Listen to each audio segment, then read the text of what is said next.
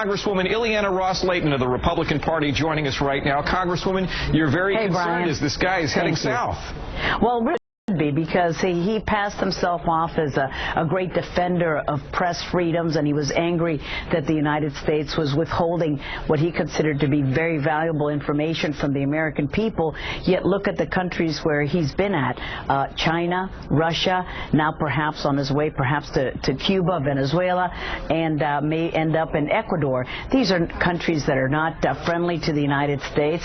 There's certainly no bastions of freedom or press freedoms by any means, and I think that he's being used by these regimes to see what information they can get from him and use that information against us. These are not our pals, and they're not letting him in just because they're humanitarian. They want to get some info from this guy. Congresswoman, let's say he gets to Ecuador. Will we ever have an opportunity to get him back to the United States to face these charges?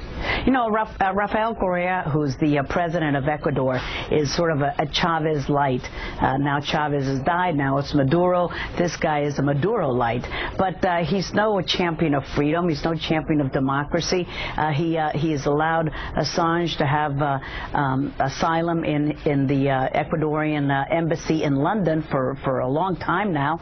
And now he shelters Snowden. Is it because that he's a champion of press freedoms? Well, if he is, have him show that championship in his own country. They have a lot of repression in Ecuador, and they don't allow the freedom that we have here in this great country. So he's trying to pass himself off as the new Chavez, and this is a way that he thumbs his nose at the United States. We have very tense relationships with Ecuador for that reason. He's had belligerent behavior against us about our ambassadors and the DEA agents, etc. So it's been a real tug with him. South Florida Congresswoman Ileana Ross-Layton joining us from our newsroom in New York City. Thank you, Congresswoman. So again, you've heard from different members of Congress sounding off on this whole Snowden controversy. We'll have to see what the next chapter will be.